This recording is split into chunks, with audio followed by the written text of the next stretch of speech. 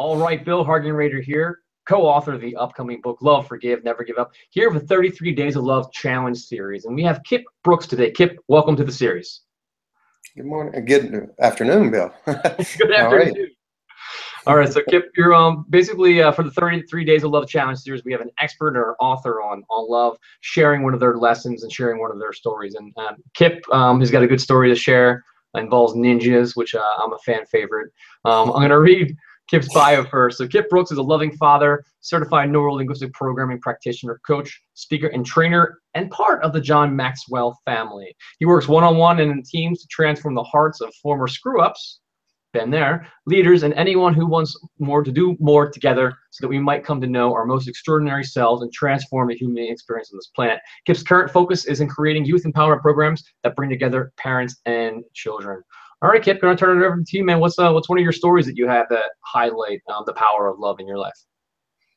For me, it's definitely everything centers around my relationship with my kids, and it's built off the foundation. I heard a quote a few years ago: "Be what you needed," and I've adjusted that to just be what you need in any relationship. But growing up, I didn't have much of a relationship with my father, and then he died while I was a teenager. So there was never really that time to, kind of make up for it.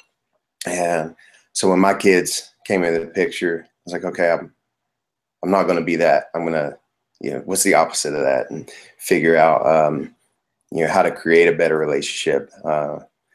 And that quote came in, sometime while my oldest was fairly young. I was like, okay, yeah, that's it. So what I always felt like I was missing was that love and acceptance.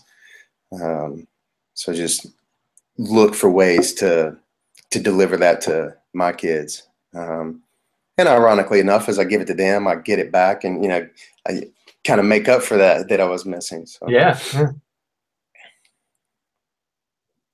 And like the a lot of parents and even teachers I talk to, but especially parents, they're complaining of the struggles of getting their message across to their kids, or kid won't listen about this, or can't get him to understand, or whatever. And it's I think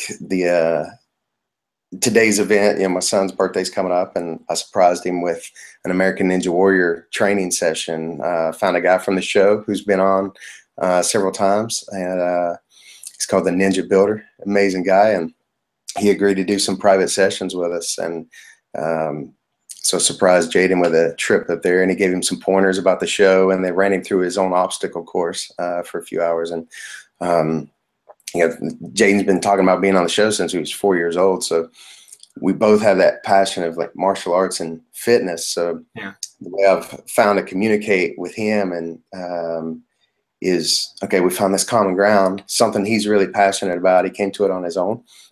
So meet him there, meet them where they are, and then use that as a metaphor, and, kind of incorporate some teaching points in it and stuff. But really seems to make them feel understood and worthy, and appreciated. And whenever we're there, he opens up so much more when we're in those environments of, when it's something he wants to do and make that special time. Gives him the freedom to open up and voice his opinion about things. He feels more confident in it. Yeah, I like that, because you're speaking the same language. You're not saying here's who I am, get to my level, and you're not doing something that's not interesting to you. You're searching for those common grounds. Is that correct? Yeah. It's from kid to adult, from toddler to like 10 years old to teenager. It's all different languages, but as the adult, we've been through all those levels. So it's like, okay, be the coach kind of, and just go back. It might take a little bit to dig through the memory, but it's basically just simplify everything. We overcomplicate it as adults. So just simplify, kind of get on their level. It's like they can't understand you because you're talking like an adult. They've never been an adult. So you've been in their shoes, you've been a kid at some point, and just get back down to that level and, simplify it, play in the dirt, Yeah. and it opens it up, get those communication lines going. Yeah. What about those of us who have not actually ascended to the adult level yet? Oh, well, you're golden. It comes more natural. Yeah, I have years. I'm a veteran in age, but I try to keep my immaturity level low. So I'm always ready to be a kid. Yeah. So No, but I like that. So the quote was, "Be what you needed," and then you flip that around and just say, "Be what you need," and then in the realm of being there and giving love to your children is finding that common language. So what would be, if you could just for the kind of the takeaway, what's something that somebody could do that might be finding a way? You gave some kind of hints at it, but what would be like a way that they could find more love in their relationship with their children? um, it's really simple. It took me years to find it. I actually just found it a couple of months ago. I actually asked. I was like, I set them down. We would have this routine before bed of, going through their gratitude list and like, where were you proud of yourself today type thing. And then one night it just dawned on me. I was like, hey, when do you feel loved? Like from me? And it was like the most simple thing to ask, but it hit me right in the face. And, he told me, he's like, oh, I love it when we work out together. I love it when we go hiking. And which really tripped me out because I actually have to drag him to go hiking. But once we're there, he loves it. He's rock climbing and everything else.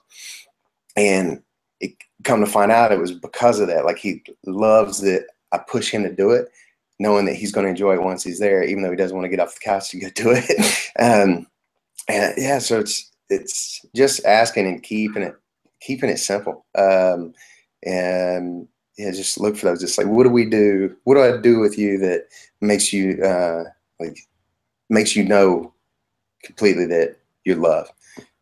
Some form of that, just real simple, right between the eyes. That's And I'll awesome, tell you, he's almost 9 years old, and I just figured this out, like I say, I think in August. man. Hey, man. It just blew me away that I got to answer. And I was like, why hadn't I been asking that this whole time? Hey, sometimes that's the best lesson. Just ask. No, that's awesome, brother. Yeah. Well, They will great, man. tell Well, you. Say again. They will tell you. Just say it in a way just where they've got that permission, where they know they're allowed to speak, and that you want to hear their opinion, and make the eye contact and all that, and boom, they'll smack you right in the face with it. It's awesome. Awesome, brother. Well, I appreciate you sharing your story and sharing your lesson. And this is part of the 33 Days of Love Challenge. If you want to find out more about how to use love in your life to overcome tragedy or get to the next level, go to loveforgivenevergiveup.com. Read more about the book that's coming out. Kip's going to be a featured author and expert in that book as well. So I just want to say thanks, Kip, again for your time. And I'm sure you and I will be speaking more in the future. And thanks everybody for tuning in to watch this. I'll see you at loveforgivenevergiveup.com. Thanks. Bye, Kip. Thanks for having me.